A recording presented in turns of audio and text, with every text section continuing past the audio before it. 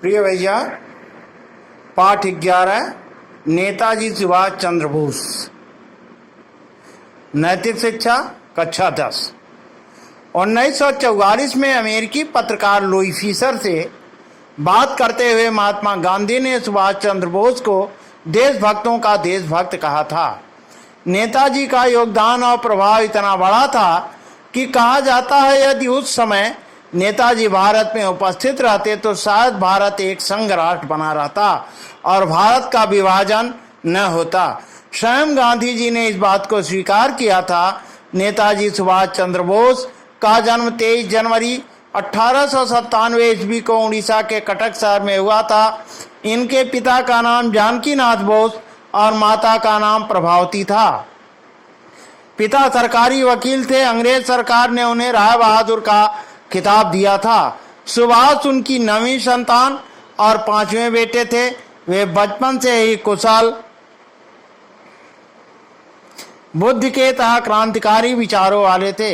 अपने विद्यार्थी जीवन में वे कोलकाता प्रेसिडेंसी कॉलेज में अंग्रेजों द्वारा अपने देश के प्रति अनादर भाव को सहन न कर सके उन्होंने कॉलेज छोड़ दिया। बाद में स्कॉटिश चर्च कॉलेज से बीए की पढ़ाई पूरी की। 1919 में भारत छोड़ा और आईएएस की कठिन परीक्षा उत्तीर्ण की। वे चाहते तो सिविल सर्विस में रहकर सुखद जीवन जी सकते थे, परंतु सुभाष को अंग्रेजी सरकार की सेवा करना स्वीकार नहीं था, अतः वह पद छोड़ दिया और देश सेवा का व्रत लिया।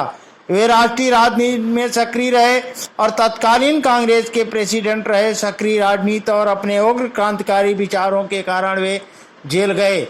बाद में उन्हें लगा कि कुटिल अंग्रेजी सरकार अहिंसात्मक आंदोलन से झुकने वाली नहीं है। उन्होंने देश से बाहर जाकर अंग्रेजों के विरुद्ध संगठन खड़ा करने का निश्चय किया और एक दिन अंग्रेजों की कैद से उनकी आंखों में धूल झोंक कर भाग निकले।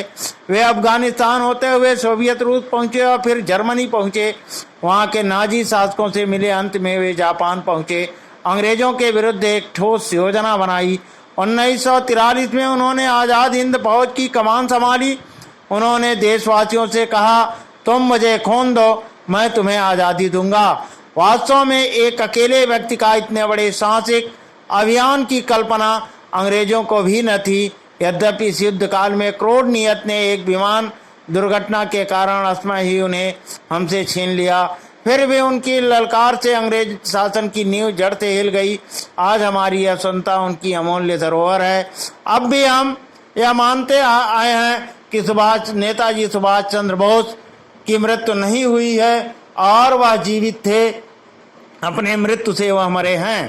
प्रिय भैया बहनों, अब निम्नलिखित प्रश्नों के उत्तर दीजिए। महात्मा गांधी जी ने सुभाष चंद्र बोस के लिए क्या कहा था? महात्मा गांधी जी ने सुभाष चंद्र बोस के लिए कहा था कि देशभक्तों का देशभक्त नेताजी सुभाष चंद्र बोस हैं। नेताजी का जन्म कब हुआ था?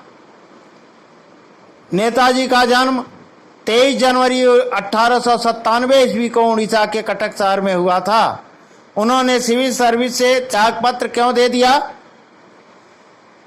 वह भारत मां की सेवा करने के लिए सिविल सर्विस से त्यागपत्र दे दिया। अगला प्रश्न, उन्होंने देश से बाहर जाने का निश्चय क्यों किया? उन्हें लगा कि कुटिल अंग्रेजी सरकार अहिंसात्मक आंदोलन से झुकने वाली नहीं है, इसलिए उन्होंने देश से बाहर जाने का विचार किया। उन्होंने किन किन देशों की यात्रा की? उन्होंने अफगानिस्तान होते हुए सोवियत रूस, जर्मनी और जापान की यात्रा की। उन्होंने कौन सी सेना का गठन किया? उन्होंने आज़ाद हिंद फौज की स्थापना की। 1943 में आज़ाद हिंद फौज की स्थापना की। सुभाष चंद्र बोस में क्या क्या विलक्षण प्रतिभाएं थी? सुभाष चंद्र बोस नेतृत्वकर्ता, संगठनकर्ता, बुद्धिमान, आईएएस परीक्षा उत्तीर्ण करने वाले और अंग्रेजों के विरुद्ध धैर्यपूर्वक नेतृत्व करने वाले सुभाष चंद्र बोस में गुण थे। प्रिय भैया बहनों, आज के लिए बस इतना ही।